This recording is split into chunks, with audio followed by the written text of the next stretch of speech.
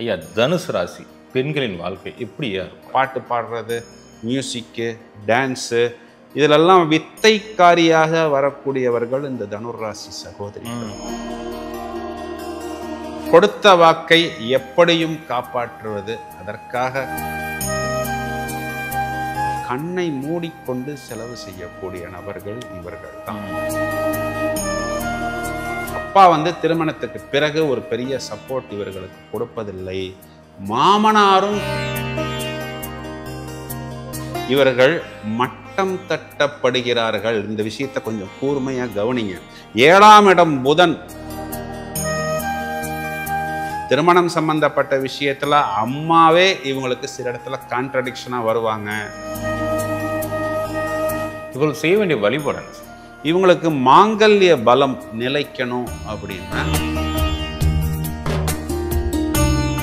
சுகமே சொல்லுயா. வாழ்த்துக்கள் சாய் செந்தில். பக்தி இன்ஃபினிட்டி நேயர்கள் அனைவருக்கும் வணக்கம். ஐயா, தனுசு ராசி பெண்களின் வாழ்க்கை எப்படியா இருக்கும்? தனுர் ராசி ராசி மண்டலத்துக்கு 9வது ராசி.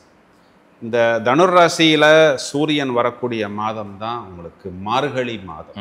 மார்கழி மாதம்னாவே உங்களுக்கு என்ன சிறப்பு? அது இந்த பூஜைகள், புனஸ்காரங்கள் இதெல்லாம் நடக்கக்கூடிய இடம். இந்த 9ஆம் இடம்ங்கிறது பாக்யஸ்தானம். இது ஒரு நெருப்பு ராசி. இப்போ நெருப்பு ராசினாவே பொதுவாகவே சட்டென்று கோபப்படக்கூடியது. அதாவது இந்த மானம், சூடு, சொரணை எல்லாம் அதிகமாக காணப்படக்கூடிய நபர்கள். இது பாக்ய ராசி அப்படிங்கிறதுனால பார்த்தோம்னா இந்த பூராட நட்சத்திரம், இந்த பூ, தா, பா, டா இந்த மாதிரி பேர்கள் வரும். பாக்யா, பாக்யலக்ஷ்மி, பிரீத்தா, பிரேமா, குறிப்பாக புஷ்பலதாலாம் வரக்கூடியது பார்த்தீங்கன்னா இந்த தனுர் ராசியில் நீங்கள் பார்க்கலாம். அதே மாதிரி இந்த மூல நட்சத்திரத்துக்கு ஒய்யில் பேர் வரக்கூடியது. அப்போ இந்த யுவராணி, யுவலதாலாம் இங்கேயும் நம்ம பார்க்கலாம். மூல நட்சத்திரம் குறிகாட்டக்கூடியது விஸ்வாசம். கேதுவுடைய நட்சத்திரம் ஞானம். பூராட நட்சத்திரம் அதிபதி சுக்கிரன். அது குறிகாட்டக்கூடியது உல்லாசம், லக்ஷுரி, உலகியல் இன்பங்கள். இது எல்லாமே குறிகாட்டக்கூடியது இந்த சுக்கிரன். உத்திராட நட்சத்திரத்தினுடைய ஒரு பாதமும் நீங்கள் தனுர் ராசியில் பார்க்கலாம்.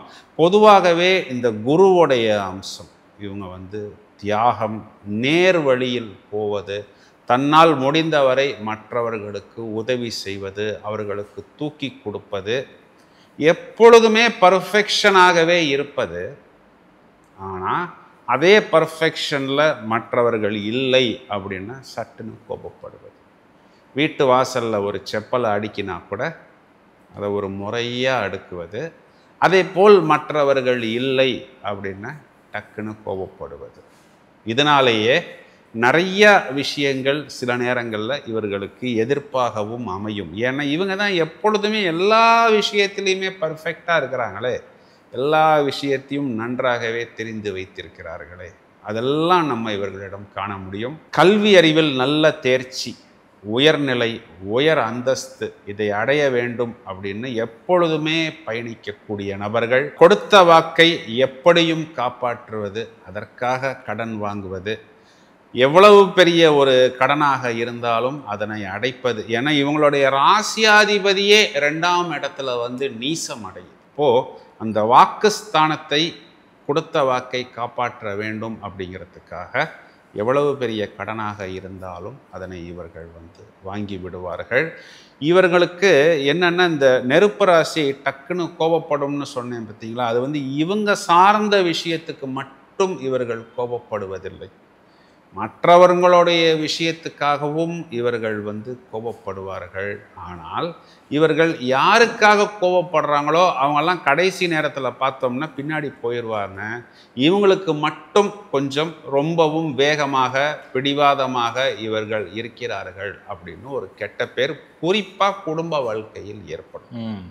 இதனால கூட நிறைய இடங்கள்ல உங்களுக்கு குடும்ப வாழ்க்கை கசக்குது. இதை கொஞ்சம் இவர்கள் திருத்தி கொள்ள வேண்டும் அப்படிங்கிறதுக்காகத்தான் நான் இந்த விஷயத்தை சொல்கிறேன். அதுவும் இல்லாமல் இந்த தனுர் அப்படிங்கிறதே ஒரு புனிதம்.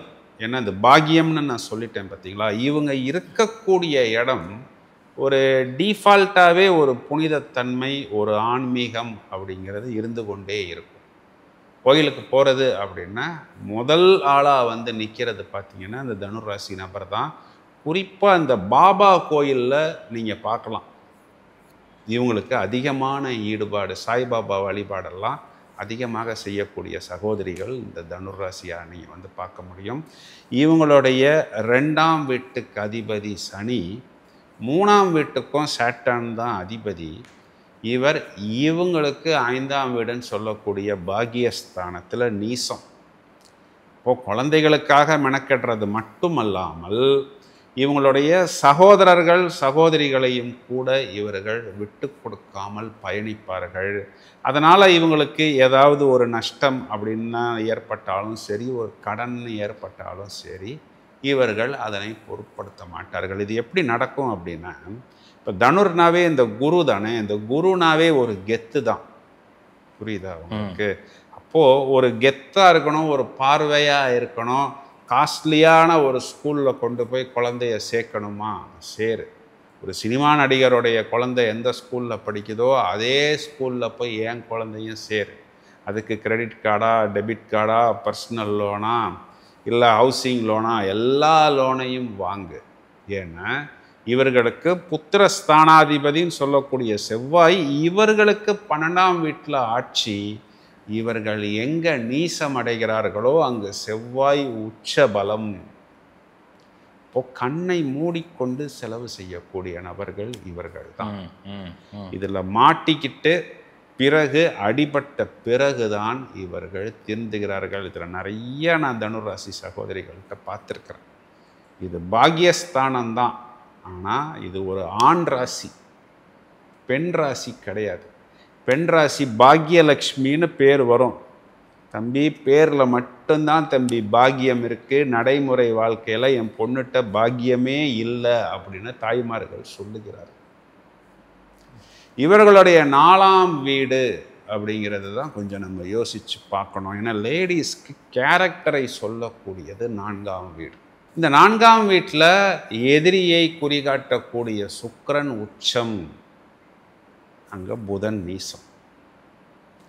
இப்போ என்ன ஆகும் அப்படின்னு பார்த்தீங்கன்னா, சுக்கிரன் குறிகாட்டக்கூடிய அந்த காதல் சம்பந்தப்பட்ட விஷயமாக இருந்தாலும், காமம் சம்பந்தப்பட்ட விஷயமாக இருந்தாலும், ஒரு புனிதமாக இருக்கணும், ஒரு நேர்மையாக இருக்கணும், ஒரு நாணயமாக இருக்கணும் அப்படின்னு தான் இவர்கள் எதிர்பார்த்து போவார்கள். ஆனால் காதலன் என்ன பண்ணுவான் அப்படின்னா, இவர்களுடைய மனதை காதலிக்கவில்லை அப்படிங்கிறத இவங்க நாளடைவில் தெரிந்து கொண்டு விடுவார்கள். அவங்க ஒரு ஃபேண்டசியைத்தான் எதிர்பார்க்கிறார்கள். ஏன்னா இந்த தனுராசி சகோதரி ரொம்பவும் பார்வையாகவும் ரொம்பவும் லட்சணமாகவும் நல்ல ஒரு தேஜஸ் நிறைந்த ஒரு பெண்ணாகவும் இருக்கும். ஸோ இவர் தன்னிடம் ஒரு சுயநலத்துக்காகத்தான் பழகுகிறார். ஒரு உண்மையான ஒரு காதலை இவர்கள் அங்கீகரிப்பதில்லை அப்படிங்கிறது தெரிஞ்சிடும். இவங்க அம்மாக்கும் இந்த பாப்பாக்குமே நிறைய இடங்கள்ல வாக்குவாதம், குறிப்பாக இந்த திருமணம் சம்பந்தப்பட்ட விஷயத்தில் ஏற்படுகிறது. நிறைய தனுராசி சகோதரிகள்கிட்ட நான் சந்திச்சிருக்கிறேன். அப்புறம் வேறு வழி இல்லாமல் அம்மா குறிகாட்டக்கூடிய ஒரு பையனையோ இவர்கள் கல்யாணம் பண்ணிக்கிறார்கள். கல்யாணம் பண்ணினதுக்கு அப்புறமேட்டு தான் இந்த சைக்கோக்கு அந்த சைக்கோவே பரவாயில்லையே, இதுதான் போராடும்னு சொல்றது. இந்த பேய்க்கு அந்த பிசாசு எவ்வளவோ பரவாயில்லையே, ஆனாலும் நம்ம ஒரு கௌரவமாக இருக்கணும். நமக்கு ஒரு மேரேஜ் டேமேஜ்னா நமக்கு பின்னாடி வரக்கூடிய தம்பிக்கு தங்கச்சிக்கு அது பாதிக்கும். ஒருவேளை எனக்கு ஒரு கணவன் இல்லை அப்படின்னா நான் வேலை செய்யக்கூடிய இடத்தில் என்னை எல்லாரும் வேறு விதமாக பார்ப்பார்களே. அப்போது இந்த அம்மாவுக்கு ஒரு கணவன் இல்லை அப்படின்னா இவங்களுக்கு வரக்கூடிய அந்த பார்வையே வேற மாதிரி தான் இருக்கும். இந்த சகோதரி கண்ணிலேயே ஒரு எக்ஸ்ரே மிஷினை வச்சிருக்கு, நீட்டாக பார்க்கும்போதே ஸ்கேன் பண்ணிடும். ஸோ எனக்கு ஒரு விசிட்டிங் கார்டுக்காவது ஒரு கணவன் எனக்கு இருக்கணுமே அப்படின்னு சொல்லி திருமண வாழ்க்கையை நடத்துகிறார்கள். இதில் நல்லா நீங்கள் பாருங்கள், 4ஆம் வீட்டில் புதன் நீசமா, அந்த இடத்துல சுக்கிரன் உச்சம். அப்போது இவங்க கணவன் இன்லாஸ் சம்பந்தப்பட்ட விஷயங்கள் எல்லாமே இவர்களுக்கு கடனாக இருந்தாலும் சரி, இல்லைன்னா இஎம்ஐயாக இருந்தாலும் சரி, அதனை உச்சமாக்கி கொண்டு விடுவார்கள். வேறு வழி இல்லாமல் இவர்களும் அதனை நவர்த்தி கொள்வார்கள். இதனால தான் இவங்களுக்கு 5ஆம் வீட்டில் சூரியன் உச்சம், அந்த சூரியன் வந்து 11ஆம் வீட்டில் நீசம். அப்பா வந்து திருமணத்துக்கு பிறகு ஒரு பெரிய சப்போர்ட் இவர்களுக்கு கொடுப்பதில்லை. மாமனாரும் திருமணத்துக்கு பிறகு இவர்களுக்கு பெரிய சப்போர்ட் கொடுப்பதில்லை. இருந்தாலும் இவர்கள் மாமனாரையும் அப்பாவையும் விட்டு கொடுப்பதில்லை. இவர்கள் மட்டம் தட்டப்படுகிறார்கள். இந்த விஷயத்தை கொஞ்சம் கூர்மையாக கவனிங்க. 7ஆம் இடம் புதன். இப்போ புதன்கிறது புத்திசாலித்தனத்தை குறிகாட்டுதா? அது இரட்டைத்தன்மையையும் குறிகாட்டுதா? அப்போ 7ஆம் வீடுங்கிறதே இரட்டைத்தன்மை. அப்போ என்ன ஆகும் பார்த்தா, கணவன் ஃபஸ்ட்டு ஒரு மாதிரி பேசுவார், அப்புறமேட்டு வேற மாதிரி பேசுவார். டேய் நீ ஏன்டா இப்படி பிறண்டு பிறண்டு பேசுகிற, நேற்றுக்கு இப்படி தானடா சொன்னேன், ஏன்டா இன்னைக்கு இப்படி மாற்றின அப்படின்னா, அவர் மட்டும் இல்லை, அவர் குடும்பத்தில் இருக்கக்கூடிய நபர்களும் சேர்ந்து அவருக்கு ஒத்து ஊதுவார்கள். புரியுதா? புரியுது. அப்போ இந்த கணவன் அவங்க ஆண்கள் நம்மளை அவமானப்படுத்துகிறார்களோ அப்படின்னு சொல்லி பல்லை கடித்து கொண்டு இவர்கள் நகர்வார்கள். இவர்களுக்கு இந்த மானம் சூடு சொரணை எல்லாம் உச்சம். ரொம்பவும் போச்சுன்னா என்ன பண்ணிடுவாங்க, இவங்களை இரிட்டேட் பண்ணுறதுக்கு இவங்க அப்பாவை வம்புக்கு இழுத்து விடுவார்கள். ஏன்னா இவங்களுக்கு பொதுவாகவே அப்பா மேல் ஈடுபாடு அதிகம்.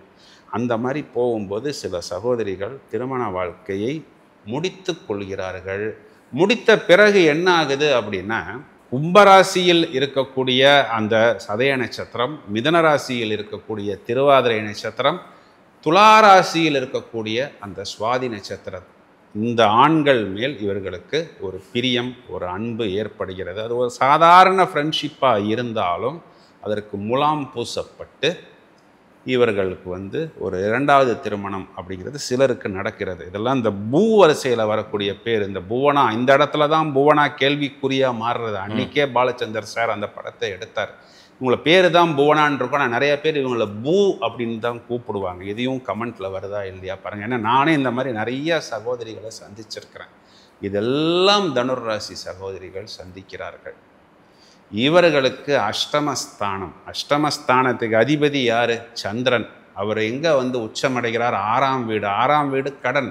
சந்திரன் குறிகாட்டக்கூடியது ஒன்று அம்மாவாக இருக்கும், இல்லை மாமியாராக இருக்கும். திருமணம் சம்பந்தப்பட்ட விஷயத்தில் அம்மாவே இவங்களுக்கு சில இடத்துல கான்ட்ரடிக்ஷனாக வருவாங்க. மாமியாராக இருந்துச்சுன்னா 6ஆம் வீடுங்கிறது 7க்கு 12. அப்போ அந்த நிறைய இடங்களில் திருமண முறிவுக்கு காரணம்னு பார்த்தா அந்த மாமியாராக இருக்கும். ஏன்னா இந்த ஹஸ்பண்டை குறிகாட்டக்கூடிய புதன் எந்த கிரகத்தோட சேருதோ அதனுடைய தன்மையை பிடிச்சிக்கும்.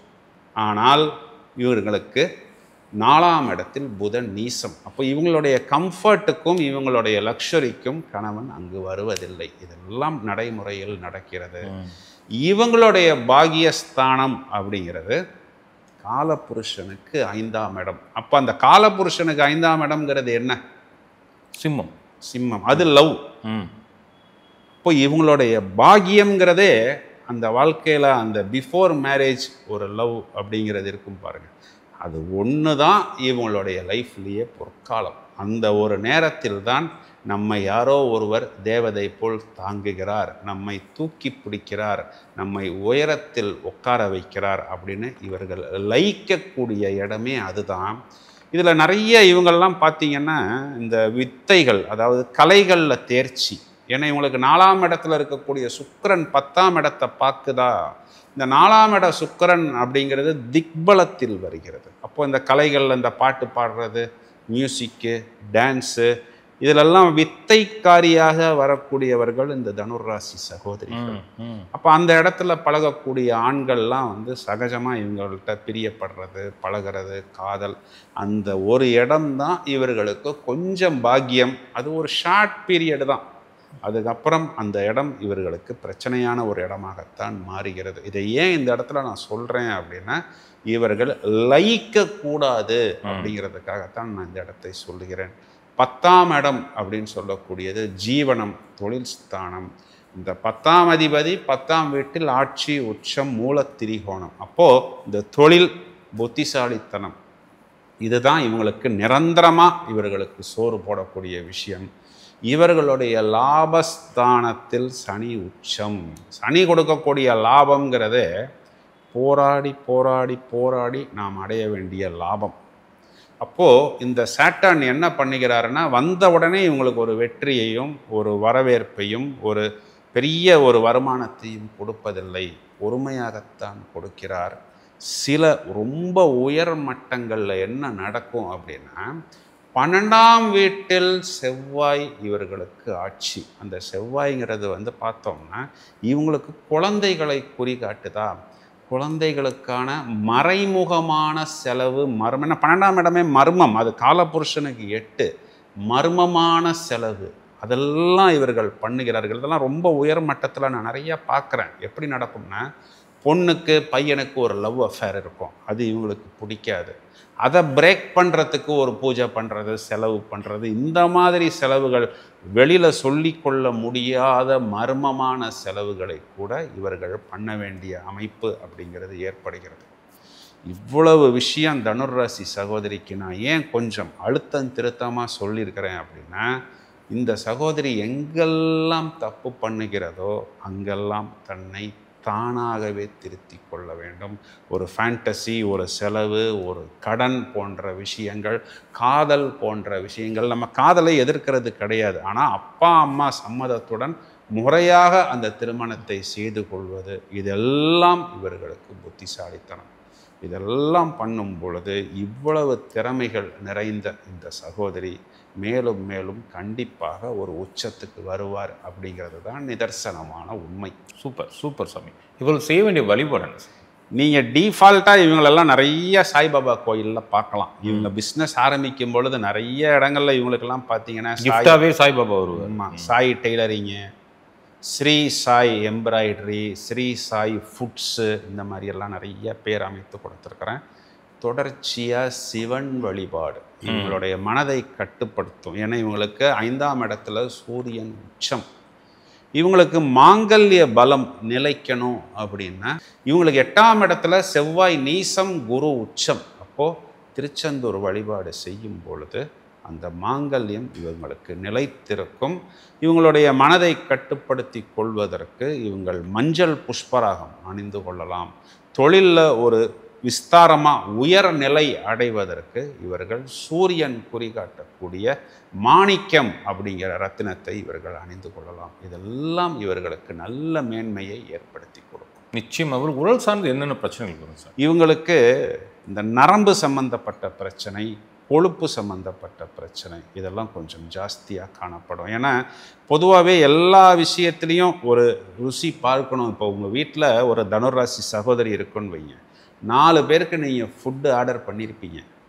அவங்களுக்கு ஒரு மெனு தான் இருக்கும், ஆனால் எல்லா ஃபுட்டையும் அவங்க டேஸ்ட் பார்த்துருவாங்க. இந்த உணவின் மேல் நாட்டம் அதிகம். அப்போது இந்த சந்திரன் வந்து என்ன பண்ணுது, நீர்க்கிரகம் இவங்களுக்கு 6ஆம் இடத்துல வந்து உட்காருது. அப்போ அந்த கொழுப்பு சார்ந்த இந்த ஒபேசிட்டி ப்ராப்ளம் எல்லாம் பின்னாளில் இவர்களுக்கு ஏற்படும். அதனால தான் நான் வந்து இவங்களை பவளம் அணிய சொன்னேன். பவளம் அணியும் பொழுது அந்த உடம்புல இருக்கிற அந்த நீர் வந்து வெளியில் போய் ஒரு நல்ல ஒரு ஃபிட்னஸ் இவர்கள் பெற முடியும். நிச்சயமா சாமி. நெஞ்சார்ந்த நன்றிகள். சுகமே சொல்வேன். பக்தி இன்ஃபினிட்டி நேயர்கள் அனைவருக்கும் நன்றி, வாழ்த்துக்கள்.